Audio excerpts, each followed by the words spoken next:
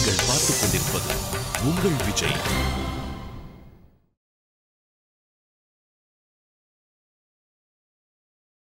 உங்கள் அனைவருக்கும் இனிய காலை வணக்கம். இந்த நாள் நிகழ்ச்சியில் இன்றைய பஞ்சாங்கம்.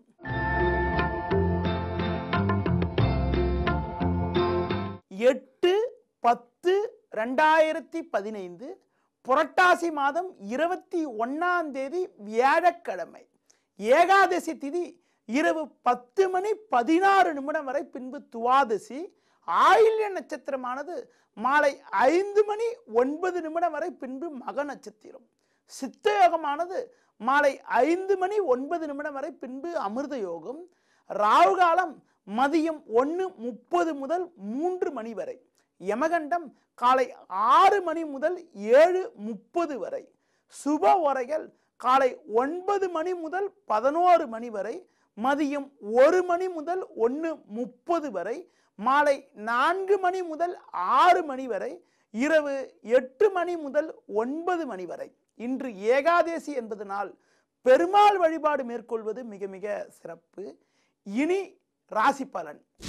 மேஷ ராசி நேயர்களே, சந்திரனானவர் 4-5 ஸ்தானங்களில் சஞ்சரிப்பதும் 6ஆம் வீட்டில் சூரியன் சஞ்சரிப்பதாலும் உங்களது பலம் அதிகரிக்கும். உத்தியோகத்தில் நல்ல வாய்ப்புகள் தேடி வரும். குடும்பத்தில் இருந்த பிரச்சனைகள் விலகக்கூடிய அமைப்பு, கணவன் மனைவியிடையே ஒற்றுமை அதிகரிக்கக்கூடிய ஒரு நல்ல நிலையானது இன்றைய நாளில் இருக்கிறது. ரிஷப ராசி நேயர்களே, சுக்கிரனானவர் 4இல் அமைய பெற்று 5இல் புதன் சஞ்சரிப்பதால் பண வரவுக்கு பஞ்சம் இருக்காது. தொழிலில் லாபங்கள் இருக்கும். கூட்டாளிகளால் கூட சாதகமான பலன்கள் ஏற்படும். மறைமுக எதிர்ப்புகள் விலகி ஏற்ற மிகுந்த பலன்கள் உண்டாகும். மிதுன ராசி நேயர்களே, சந்திரனானவர் 2-3 ஸ்தானங்களில் சஞ்சரிப்பதும் 4ஆம் வீட்டில் புதனானவர் சஞ்சரிப்பதும் நல்ல அமைப்பாகும். பிரச்சனைகள் விலகி ஏற்ற மிகுந்த பலன்கள் இருக்கும். குடும்பத்தில் இருந்த சிக்கல்கள் குறைவதன் மூலமாக மன அமைதி உண்டாகும். உத்தியோகத்தில் மேல் அதிகாரிகளுடைய ஆதரவு கூட சிறப்பாக இருக்கும். கடக ராசி நேயர்களே, 2ஆம் வீட்டில் சுக்கிரனும் குருவும் அமைய பெற்று 3ஆம் வீட்டில் சூரியன் ராகு சஞ்சரிப்பதால் நினைத்ததெல்லாம் நடக்கும். குடும்பத்தில் சுபிட்சங்கள் அதிகரிக்கும். தடைப்பட்ட சுபகாரியங்கள் கைகூடுவதற்கான வாய்ப்புகள் கூட உண்டு. தாராள தன வரவுகளால் கடன் பிரச்சனைகள் விலகி சேமிப்புகள் அதிகரிக்கும். சிம்ம ராசி நேயர்களே, ஜென்ம ராசியில் சுக்கிரனும் 2ஆம் வீட்டில் புதனும் சஞ்சரிப்பது பொருளாதார ரீதியாக ஏற்ற மிகுந்த பலன்களை ஏற்படுத்தக்கூடிய ஒரு நல்ல அமைப்பு என்றாலும், சூரியன் 2இல் இருப்பதால் கோபத்தை குறைத்துக் கொண்டு சற்று நிதானத்தோடு இருப்பது, உடன் இருப்பவர்களை அனுசரித்து செல்வது மிக மிக நல்லது. கன்னி ராசி நேயர்களே, சந்திரனானவர் லாபஸ்தானத்தில் இருப்பதாலும் 3இல் சனி ஜென்ம ராசியில் புதன் சஞ்சரிப்பதால் ஏற்ற மிகுந்த பலன்களை அடைவீர்கள். தொழிலில் சாதகங்கள் அதிகரிக்கும். இருந்த மறைமுக எதிர்ப்புகள் குறையும். அரசு வழியில் கூட நீங்கள் எதிர்பார்த்த உதவிகள் தக்க சமயத்தில் கிடைக்கும். துலா ராசி நேயர்களே, சந்திரனானவர் 10-11 ஆகிய ஸ்தானங்களில் சஞ்சரிப்பதும் லாபஸ்தானத்தில் குரு சுக்கிரன் ஆகிய கிரகங்கள் சஞ்சாரம் செய்வதால் ஏற்ற மிகுந்த பலன்களை அடைவீர்கள். எதிர்பார்த்த பதவி உயர்வுகள் உங்களுக்கு கிடைக்கும். பிரச்சனைகள் விலகும். கூட்டாளிகளால் அனுகூலமான பலன்கள் உண்டாகும். குடும்பத்தில் இருந்த சின்ன சின்ன பிரச்சனைகள் விலகக்கூடிய அமைப்பு, பிள்ளைகளால் சாதகமான பலன்கள் உண்டாகக்கூடிய ஒரு இனிய நாளாக இன்றைய நாள் இருக்கும். விருச்சிக ராசி நேயர்களே, 10ஆம் வீட்டில் குரு சுக்கிரன் அமைய பெற்று லாபஸ்தானத்தில் சூரியன் ராகு சஞ்சரிப்பதால் சாதகமான பலன்களை எளிதில் அடைய முடியும். பிரச்சனைகள் குறையும்.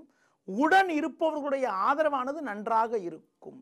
குடும்பத்தில் கணவன் மனைவியிடையே ஒற்றுமை அதிகரிக்கும். தொழில் ரீதியாக சாதகங்கள் ஏற்படும்.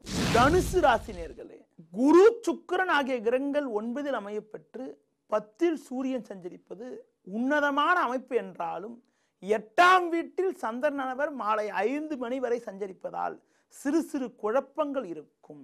நிதானமாக செயல்பட்டால் சாதகமான பலன்களை அடைய முடியும்.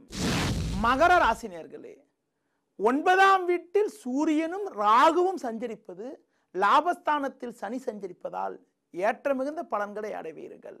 7இல் சஞ்சரிக்கக்கூடிய சந்திரன் இன்று மாலை 5 மணிக்கு பிறகு 8ஆம் வீட்டில் சஞ்சரிக்க இருப்பதால் புதிய முயற்சிகளை தள்ளி போடுவது தவிர்ப்பது மிக மிக நல்லது.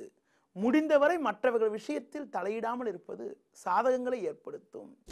கும்ப ராசி நேயர்களே, 6, 7 ஆகிய ஸ்தானங்களில் சந்திரனவர் அமையப்பெற்று ஜென்ம ராசியை குரு பார்வை செய்வதால் சிறப்பான பண வரவுகள் உண்டாகும்.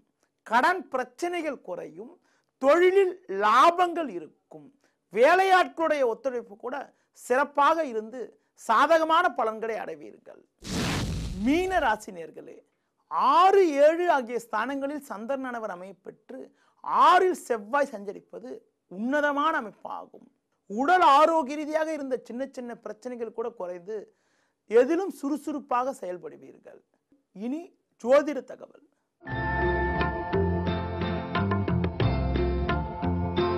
ஜனன ஜாதகத்தில் சூரியனானவர் பலமாக அமையப்பெற்று சூரிய திசை நடைபெற்றால் அரசு வழியில் ஆதரவுகள், கௌரவ பதவியில் அடையக்கூடிய அமைப்பு, தந்தை வழியில் சாதகமான பலன்கள் இருக்கும்.